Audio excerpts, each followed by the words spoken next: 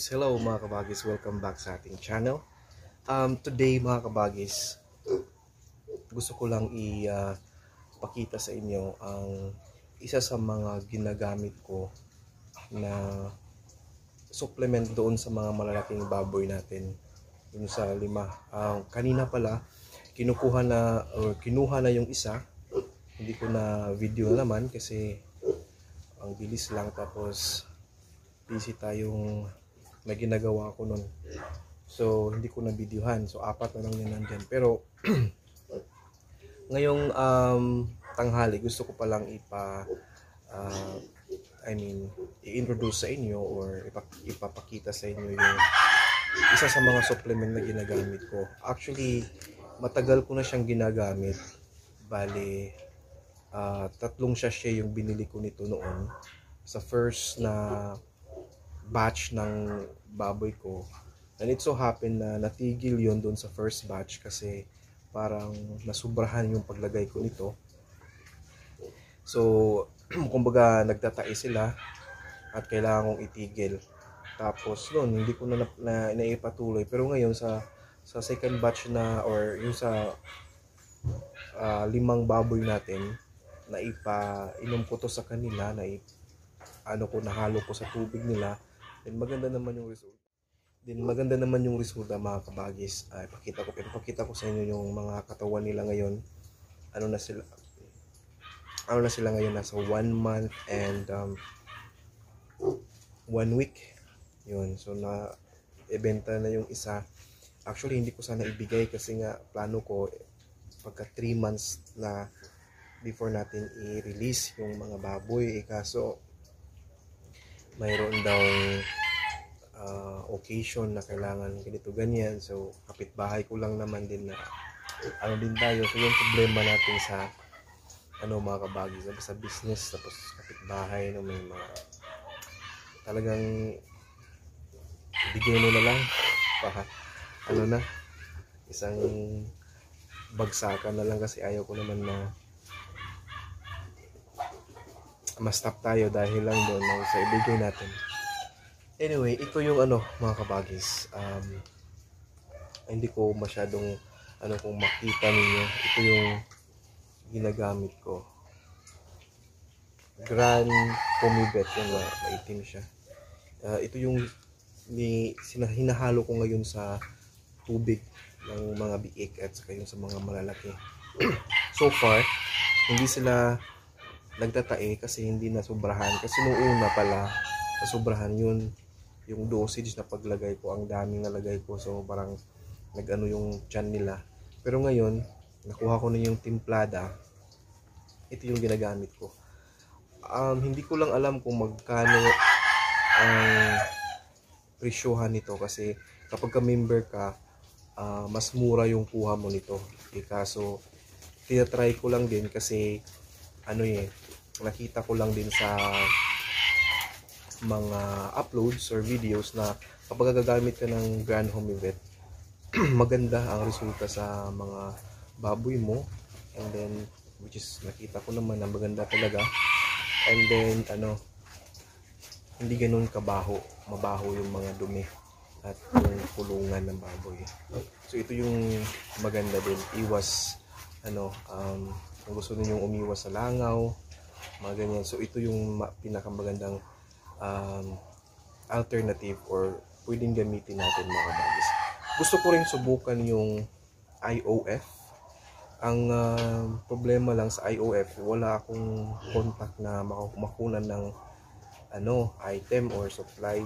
So, kung may alam kayo dyan na nanonood dito sa channel ko or sa video na to, paki-comment daw kung paano tayo makakuha ng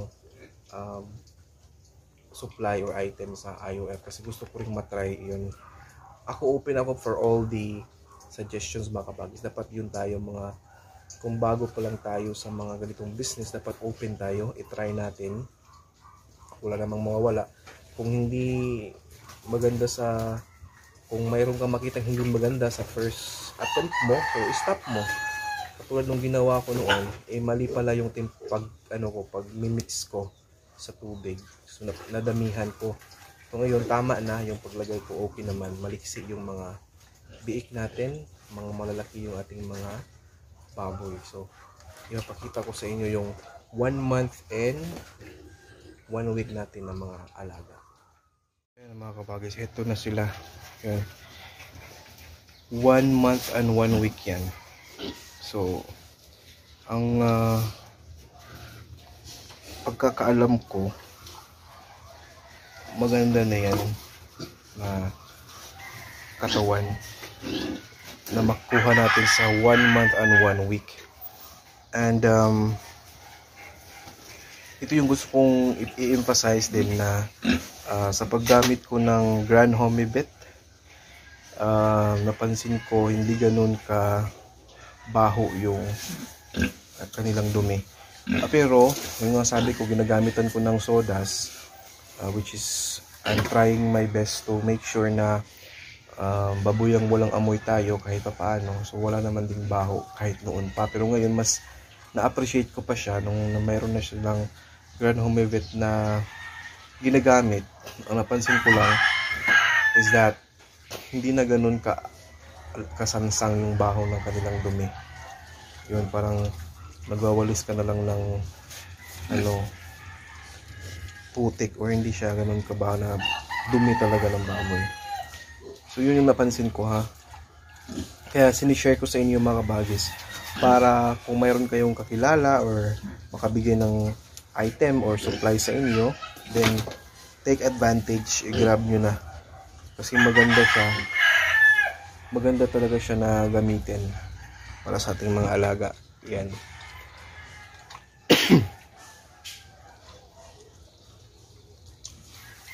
Ito sila. Ito yung 4 na lang sila, no? So ito din yung ating mga biik na mga maliliksi. Yan. Yung pagkain nila, hindi ganun ka, pero uubusin naman yan nila hanggang maghapon. Yung nga lang, dahan-dahanin nila hanggang maubos. So aside sa napansin ko mga kabagis na maganda, walang amoy masyado yung dumi, nung may Grand Homebet pa akong nilagay sa kanilang tubig, ito din maganda na ang dumi nila hindi ganun ka, yan yung dumi nila. So yung dumi nila hindi basa, talagang maganda yung